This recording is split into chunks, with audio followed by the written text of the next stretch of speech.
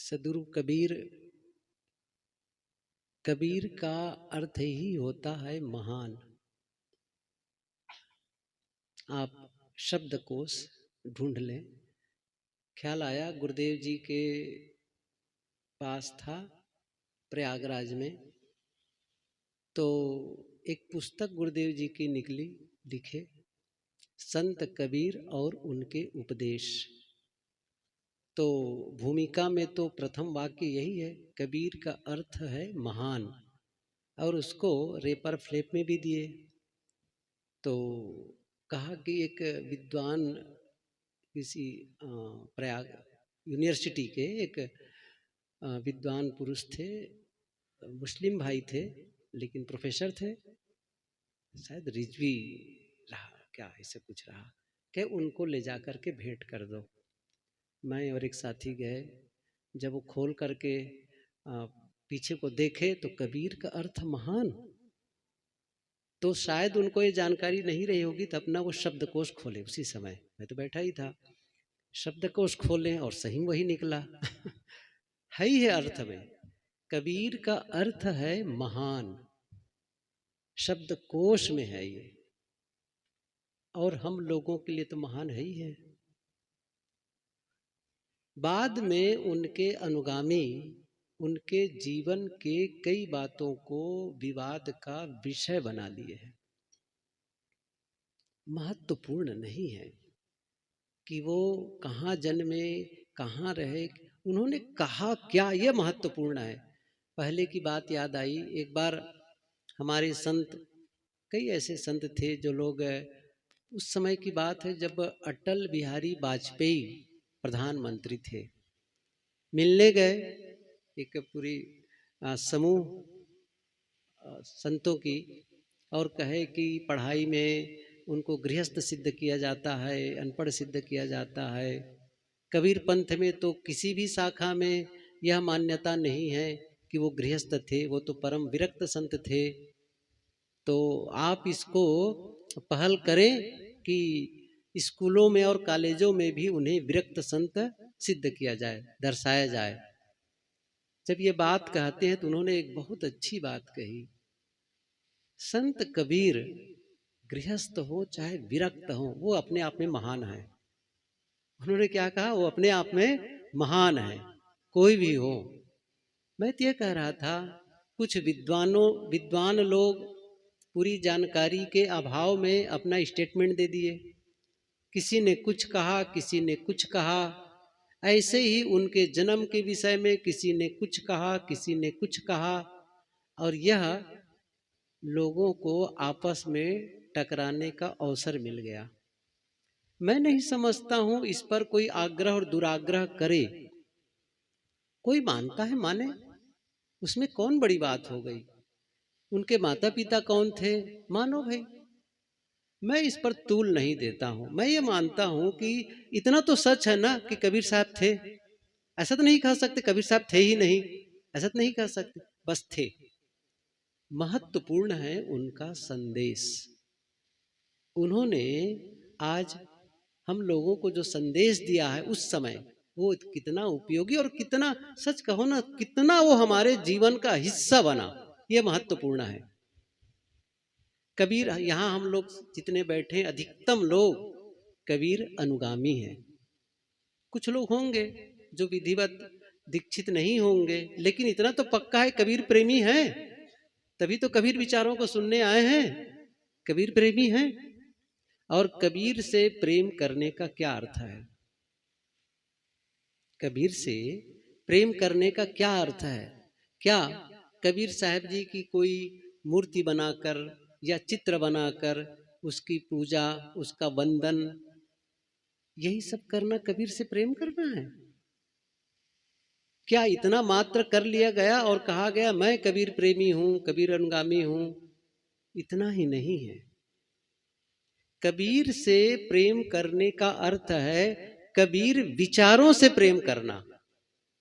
क्यों? क्योंकि आज हम सदगुरु कबीर को जानना चाहें तो किस रूप में जानेंगे, किस, उसका आधार क्या है? कबीर को जानने का आधार क्या है? उनके विचार। उनकी वाणी और विचारों के आधार पर ही तो हम कबीर तक पहुंच रहे हैं। बाकी कोई उनका कोई सीधा संबंध तो है नहीं है।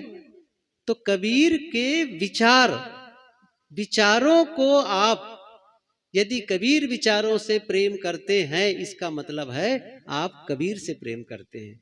आप कहेंगे नहीं जी, मैं तो कबीर के केवल स्थूल शरीर या उनकी जो मूर्ति है, चित्र है, उसी से प्रेम करता हूं, मुझे वाणी वचन से क्या मतलब है, उनके उपदेश से, तो फिर अधूरी जानकारी है। सच कहो ना, कबीर को आज भी कोई जान रहा है, किसके आधार पर जान रहा है?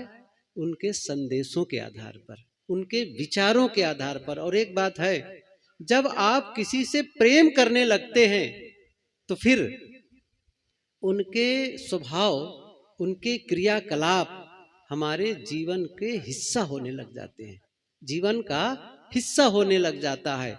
जैसे आपका कोई मित्र हो, आपका कोई मित्र हो और जिनसे आपकी बड़ी घनिष्ठता है, गहरा प्रेम है, और उनके साथ आप रहते हैं, तो क्या होगा? उनके बोलने का ढंग आप में भी आने लगेगा, उनके खान पान भी आप में आने लगेगा, उनके क्रियाकलाप भी आप में आने लगेगा। क्यों? प्रेम है। यदि बहुत लंबे समय से आपके मित्र से मिलना नहीं हुआ और कहीं उसका एक रुमाल भी मिल जाए ना, तो आप कहेंगे वाह, मेरे मित्र का रुमाल है। मैं इसलिए बता रहा हूं, अपने ही सदगुरु के बारे में सोच लो, जिन्हें आप गुरु कहते हैं, सदगुरु कहते हैं। उन्होंने मान लो आपको एक साफी दे दी हो छोटी सी, उसको आप सीने से लगाते हैं नहीं, गुरुदेव जी ने दिया है, ये प्रसाद है, सही है ना? और वो कितना महत्वपूर्ण आपके लिए हो जाता है। उनके हर चीज महत्वपूर्ण और हर क्रियाकलाप महत्वपूर्ण हो जाते हैं। मैं तो ये कह रहा था, कबीर विचारों से प्रेम करने का अर्थ यही होगा, या कबीर से प्रेम करने का अर्थ यही होगा कि वो विचार हमारे दिल में समाए और हमारे जीवन का हिस्सा हो जाए। और हिस्सा होने का मतलब, फिर जब कबीर के विचार हमारे भीतर जाएगा तो हम वैसा ही नहीं रहेंगे, वैसा ही नहीं रहेंगे जैसा हमारा जीवन है। फिर कुछ अलग हो जाएगा, कुछ अलग हो जाएगा। क्योंकि जब कोई सत्य जाने और सत्य का जीवन न जिए, ये कैसे हो सकता है? इसका मतलब होगा कि आप सत्य जाने ही नहीं है। सीधी सी बात तो यही है, आप जाने ही नहीं है। जैसे आपके सामने थाली परसकर कोई लाए और थाली परस करके रखा, भोजन बहुत सुंदर देखने में, सुगंधी भी, और आप बिल्कुल आतुर हैं भोजन करने के लिए। इतने में आके आपके कान में आके कोई कहता है, इस भोजन में जहर मिला है, चुपके से। कितने लोग ग्रहण करेंगे? समझ बात आ रही ना? सत्य का जानना उसका त्याग होता है। या तो आप जाने नहीं, आपको पता नहीं है तो आप खा जाएंगे उसको, लेकिन जैसे पता चला कि इसमें जहर है, आप छोड़ देंगे। ऐसे ही यदि कबीर विचार हमारे जीवन में समाया, इसका मतलब है हमारे जीवन का रूपांतरण हो गया, परिवर्तन हो गया। और आप खुद सोचे, क्या सचमुच मैं वैसा ही जीवन जी रहा हूं जैसा सदगुरु कबीर ने संदेश दिया, या वैसा जैसा मैं चाहता हूं? हैरानी होगी, अभी बहुत कुछ बाकी है जो जीवन में बदलने जैसा है, कुछ करने जैसा है। तो कबीर विचारों से प्रेम करने का मतलब है वो उनके विचार हमारे जीवन का हिस्सा बने, केवल पढ़ने का हिस्सा न बने, वक्तव्य का हिस्सा न बने, केवल जानकारी का हिस्सा न बने, बल्कि हमारे वो जीवन का हिस्सा, मतलब हमारे खून में समा जाए, हमारे आचरण में समा जाए, हमारे व्यवहार, मतलब हमारा व्यवहार कुछ अलग ही होने लग जाए दूसरों से जो नहीं जानते हैं। जो नहीं जानते हैं वो जैसा जिए, जैसा करें, जैसा बोलें, कोई बात नहीं। जैसे एक छोटा बच्चा यहाँ उठ के आए और यहीं पर वो नाचने लगे, या फिर वो लघु शंका कर दे, क्या कहेंगे? बालक भगवान है, कोई बात नहीं, चलेगा। नहीं जानता है ना कि भाई कहाँ उनको ऐसा करना चाहिए, वैसा करना ही चाहिए। लेकिन यहाँ जो समझदार और बुजुर्ग लोग बैठे हैं, बड़े लोग बैठे हैं, वो आदमी ऐसे करने लग जाए तो क्या होगा, क्या कहेंगे, ये कितना नासमझ है, सबके सब रोकेंगे। मतलब तुम जानते हो कि यहाँ एक नहीं करना चाहिए, फिर भी कर रहे हो, दंड के पात्र हो। सही है ना, बच्चा दंड का पात्र नहीं है, लेकिन यदि आप जानबूझ करके करते हैं तो, कबीर साहब की एक पंक्ति है, जान बूझ जो कपट करत है तेहियस मंद न कोई, कहाई कबीर तेहि मूढ़ को भला कौन विधि होई। कितनी अच्छी बात कह रहे हैं, जान बूझ जो कपट करत है तेहि अस मंद न कोई, कहाई कबीर तेहि मूढ़ को भला कौन विधि होई। न जानते हो आप, साधना के विषय में न जानते हो, सत्य के विषय में न जानते हो, सही जीवन तरीके के बारे में न जानते हो, सही खान पान के बारे में न जानते हो और गलती करते हो, समझ में बात आती है। लेकिन जान करके ये पता है कि ये गलत है, ऐसा नहीं करना चाहिए कम से कम एक कबीरपंथी भक्त को, उसके बावजूद यदि वह कर रहे हैं, तब उन्हीं के लिए शायद पंक्ति है, हम सबके लिए वो पंक्ति है कि जान बूझ जो कपट करत है तेहि संबंध न कोई, कहीं कबीर तेहि बूढ़ को भला कौन विधि होई। घाटा ज्यादा हमको है, अनजाने को नहीं है, जो नहीं जान रहा है। एक आदमी गधा पाला था, गधा रखा था, काम लेता था गधे से, गधे से मिट्टी धोने का और कुछ करने का काम लेता था। तो एक दिन वो अपने गधे को लेकर के नदी तट पर चराने गया। ऐसा संजोग था कि नदी के तट पर ऐसी जो मिट्टी थी वो धसी हुई थी, मतलब जिसे कटाव होता है ना मिट्टी से, पानी से, तो कटी हुई थी। और शाम का वक्त था, सूर्य की किरणें आ रही थी, और वहां एक ऐसा पत्थर जो चमक रहा था सूर्य की किरणों के पड़ने से, उसने उठाया, धोया, बड़ा अच्छा लगा। और उसने क्या किया, उसको एक रस्सी से बांधा बढ़िया से, और उसको गधे के गले में डाल दिया। गधे से प्रेम था तो गधे को अच्छी चीज डालो, वो डाल दिया। घर लौटने का वक्त था, लौट रहा था, इतने में एक व्यक्ति जो लगभग पारखी कहना चाहिए, वो एक जौहरी था, जो रत्नों की परख करने वाला था, उसने देखा गजब बात हो गई, हीरा तो यूं ही मूल्यवान है, लोग को मिलता नहीं है, और ये गधे के गले में इसको डाला हुआ है, निश्चित रूप से जानता नहीं होगा। तो उसने कहा, सुनो सुनो, आज तो बड़े खुश लग रहे हो, ये गधे को क्या पहना के रखे हो? अरे वो मिल गया मुझे ये पत्थर वहां नदी किनारे। अच्छा, बहुत बढ़िया पत्थर, अच्छा एक काम करो, मुझे दे दो और 10 रुपये ले लो। उसने कहा कि नहीं नहीं, मैं नहीं बेचने वाला हूँ 10 रुपये में, मैं जिससे प्रेम करता हूँ उसको मैं क्यों बेचूंगा, नहीं बेचने वाला हूँ, मैंने गधे को पहनाया है। वो दोनों क्रॉस किए, वो उधर रास्ते चले गए उधर। अब जौहरी के मन में हुआ कि देगा कैसे नहीं, अभी थोड़ी देर में लौटता हूँ घर और इनको 100-50,000 रुपया दे करके ले लूंगा, क्योंकि मुझे पता है इसकी कीमत कितनी है। और जब तक वो घर के किनारे आया गधा लेकर के, एक दूसरा जौहरी देख लिया, उसने कहा अरे वाह ये तो कीमती है, घर के अंदर चला गया, ये भैया सुनो पत्थर है ना वो मुझे दे दो, और तुरंत निकाला, 1000 रुपये उनके हाथ में थमा दिया। उस बेचारे को कभी 1000 रुपया मिला नहीं रहा होगा, अरे वाह 1000 रुपये, तुरंत पत्थर को थमा दिया, उनको हीरे को जो भी था उसको। लौट करके अब वो आदमी आया पहले वाला जौहरी, उनके घर घूम करके, अच्छा एक काम करो तू 500 रुपया ले ले, दे दे मुझे उसे। उसने कहा वो तो बिक गया।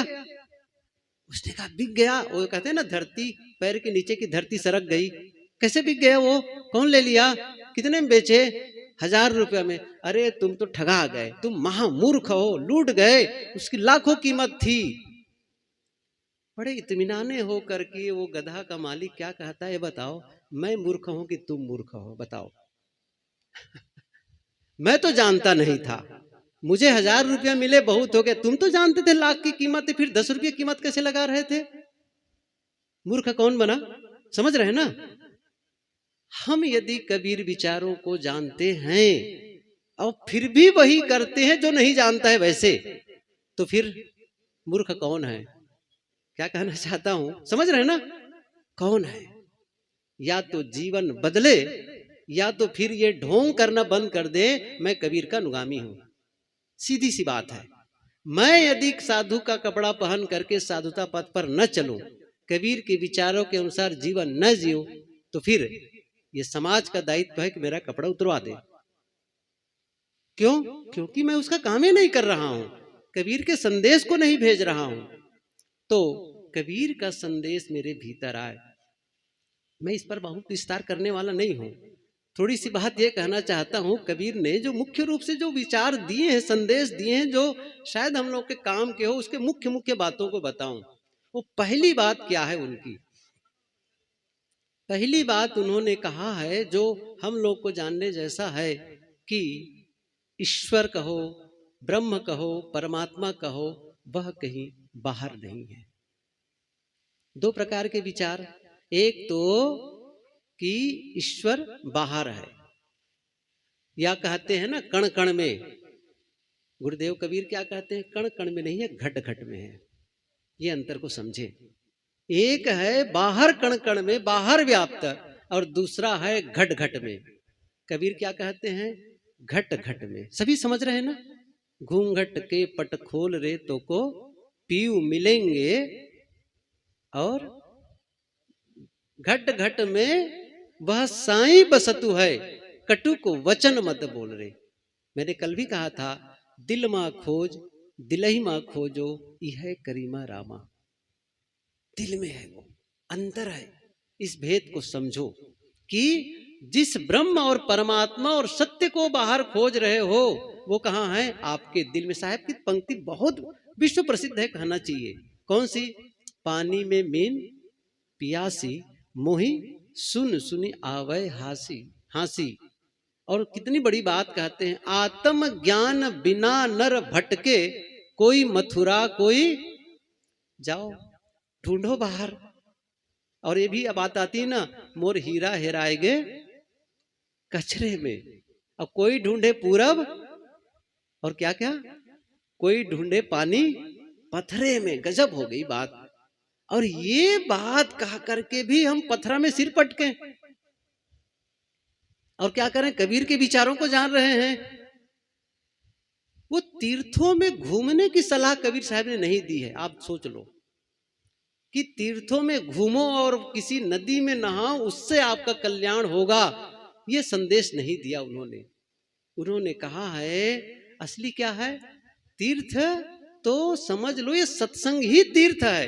किसी संत ने कहा, कबीर के विचार तो नहीं है, उन्होंने कहा कि तीर्थ वही जो कि पाप से तारत, पाप वही मन मध्य विकारा, सो सत्संगत तीर्थ सत्य है, दुर्गुण नासत लागे न बारा। तीर्थ कौन? जो पाप से तारे। और मैं शुरू दिन एक उदाहरण सुनाया था, गंगा में नहाने से पाप नहीं धुलता है। शरीर धुलेगा, मन का मैल नहीं धुलेगा। लेकिन यहां पर क्या है? तीर्थ का मतलब तीर्थ वही जो कि पाप से तारत। पाप कहां है? जो मैंने कहा, पाप वही मन मध्य विकारा। जो मन में विकार है वही पाप है। और मैं कल विस्तृत रूप से इस पर चर्चा की है। अंतस, अंतस कैसे झाड़ू लगाएं, कैसे साफ करें, इस पर मैंने कहा है।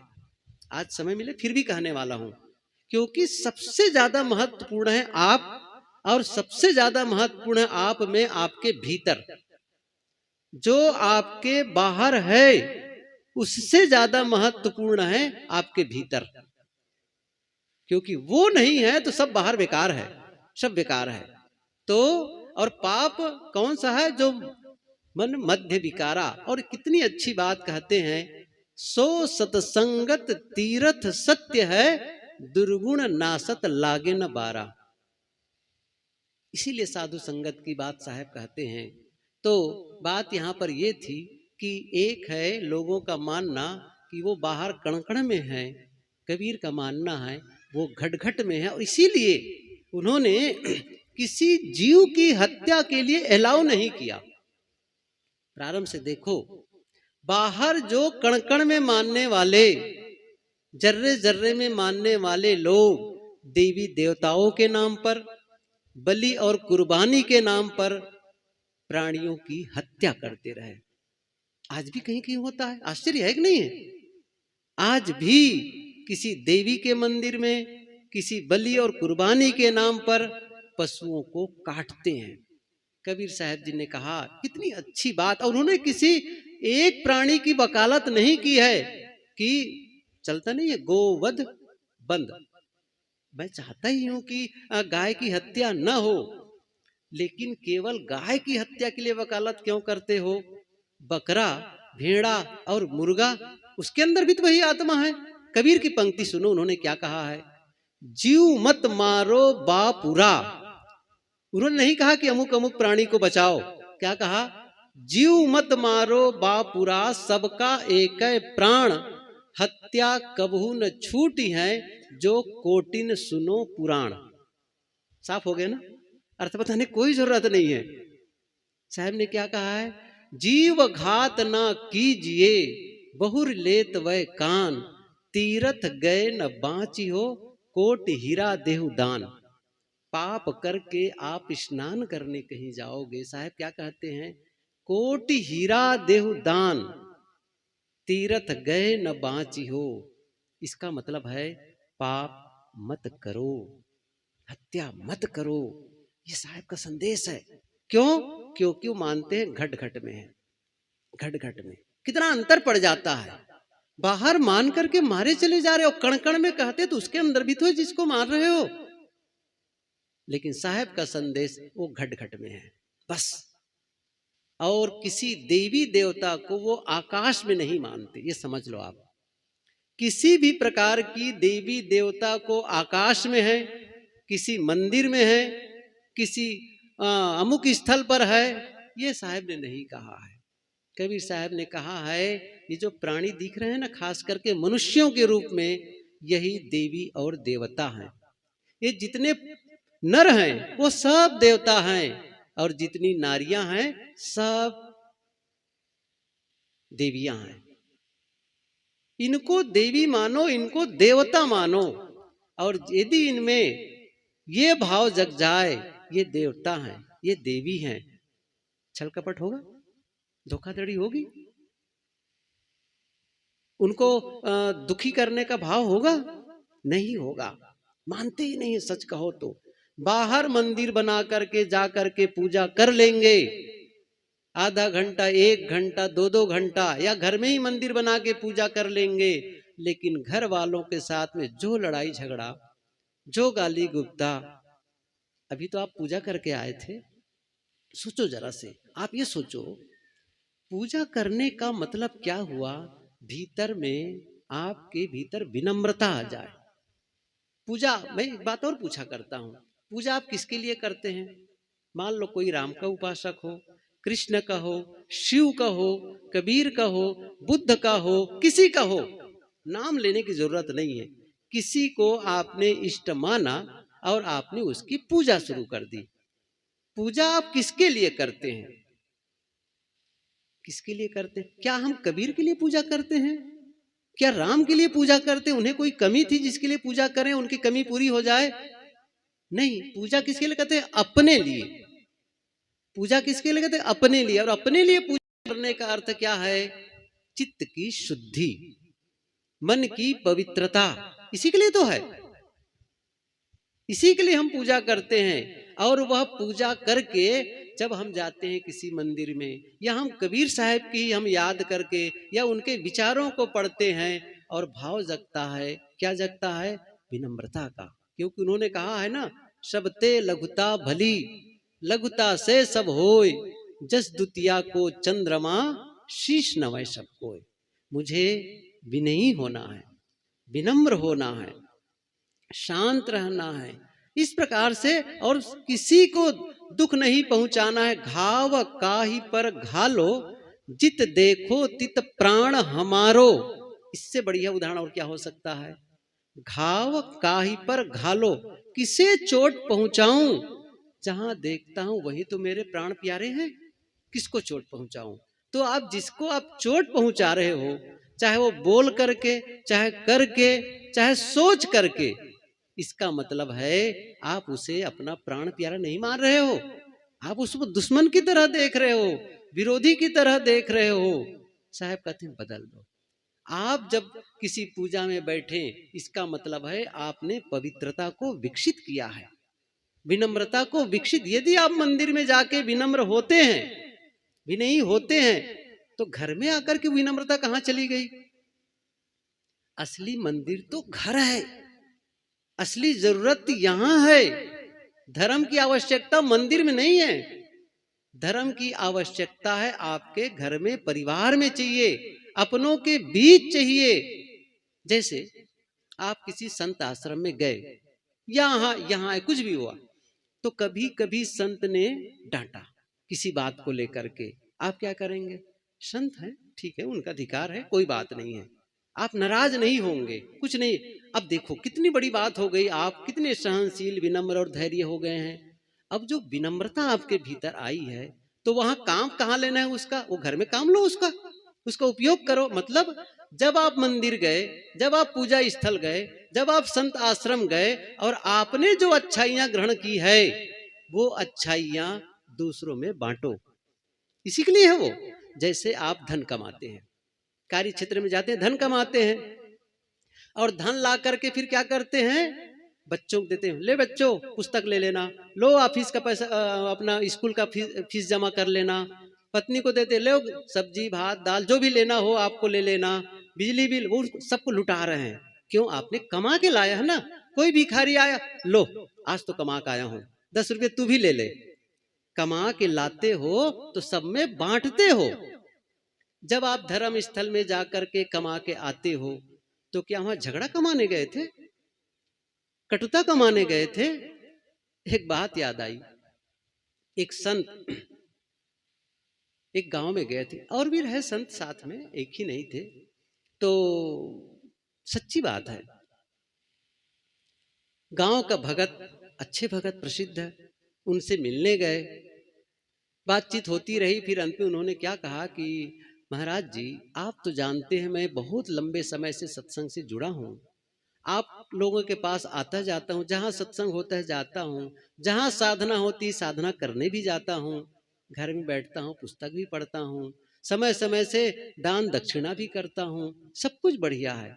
लेकिन महाराज जी क्या बताऊं, मेरे बेटे सत्संग से कोई रुचि ही नहीं रखता, सदग्रंथ से कोई लेना देना नहीं है, जहाँ सत्संग होगा जाता ही नहीं है। महाराज जी एक काम करिए, मैं एक निवेदन है मेरा, आप मेरे घर आए, थोड़ी देर बैठे, स्वल्पाहार भी हो जाएगा, आप मेरे बेटे को समझा दीजिए, क्योंकि मेरी बात तो मानेगा नहीं, आपकी बात तो मान सकते हैं। संत ने कहा ठीक है, आऊंगा।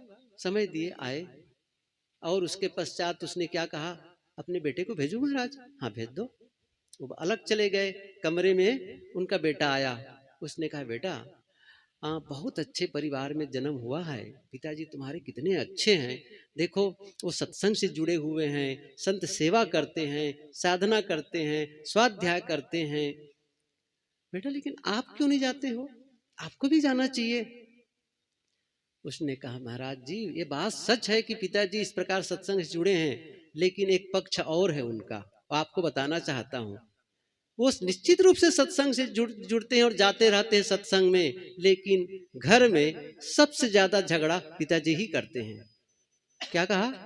सबसे ज्यादा झगड़ा पिताजी ही करते हैं। और मैंने सोचा जब सत्संग में जाकर के झगड़ा ही सीखना है तो दुनिया बहुत बड़ी, वहां सीख लूंगा, क्योंकि तो वही से सीख के आते होंगे।